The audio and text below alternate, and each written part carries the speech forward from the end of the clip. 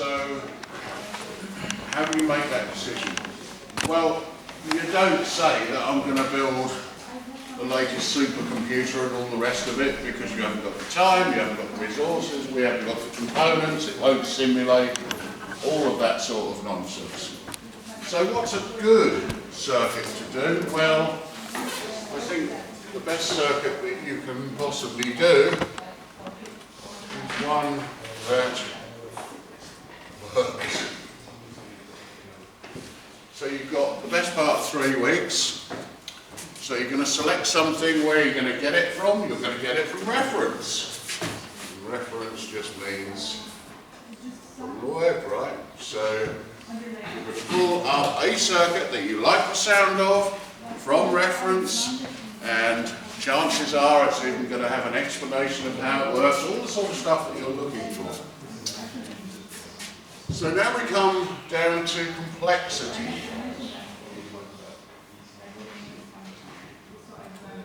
How complex does it need to be? Well, I suggest that something like an amplifier or something like that is about the ideal level of complexity. Anything simpler, and you're just down to component counts of 4, 5, 6 components, that's not really going to impress me. You're going to have it working, you're going to have it simulated, but it may not be very challenging, shall we say. In the past, people have selected things like, well, I want to build a 16-bit DAC with an amplifier and all the rest of it. Well, that's fine, but where are you going to get the simulation for that particular digital to analog converter in multisim? You're not. So you're not going to be able to simulate it, so you're going to penalise yourself in that way. Also, do we go analog, I'll spell it the English way, or digital? Well, the problem with digital circuits is they're so well defined, you know they're going to work before they start. So if you do something like a counter, yeah, okay, you might have some 7-segment displays, that's all very interesting, but it's all digital, isn't it? Apart from the oscillator on there, that might be analog. An example of where you've got analog and digital is ironically called the digital dice. The digital dice is very popular and has been popular for a number of years as a choice, and no objection to you doing the digital dice, but to a certain extent use your imagination.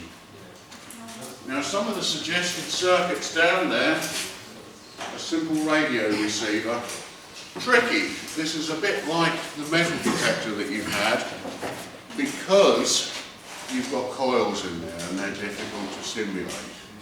So you can put ferrites and all that kind of stuff in there, but you're going to run into the same problems you did with the metal detector. All of the rest of it will simulate okay. So a simple FM radio, simple AM radio, anything along those kind of lines, that's a nice choice. Nice choice there.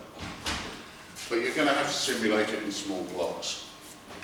Another one I suggest on there is a digital capacitance meter. Now, there's various different ways you can make those, and you've only got to type into Google capacitance meter, and you'll find lots of circuits for that as well. A DC to AC converter, or that's more commonly known as an inverter. So if any of your parents or you have a caravan or something like that, or I've got a boat, and I've got one on the boat as well. So you can turn battery voltage into 240 volts AC mains. So that's what I mean by a DC to AC converter. A voltage inverter. Amplifier, that's a good choice. Nice amplifier.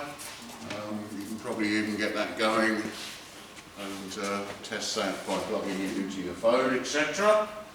A filter, well, filter's 2 components, right? Resistor and capacitor in its simplest form. You ain't going to get many marks for that, are you? So you're going to have to come up with something a little bit more sophisticated than that. But some filters, the more components or the more reactive components they have, the sharper the cutoff. So you can get some very, very advanced filters. So you might like to consider a filter. An energy harvesting circuit. Not as easy as you might think. So you've got something, an energy source, maybe a small solar panel, that will work fine outside, but when you bring it inside and there's not much light around, you've got to manage that device, and you've got your circuit that's got to have an incredibly high input impedance before that can do any useful work. I can talk to you about that if you want. Digital dice, hidden wire detector, well, we've already done that one, that's what we did because I changed it this year, so ignore that one. A circuit of your choosing. So you may have come across something in the world that you want to solve, and it's not contained in that list, that's fine. What I would recommend is, and I saw this written on a van the other day, but ask us, and that's not an advert for whatever the company was selling. Don't just go steaming into it because you may have misunderstood something about it.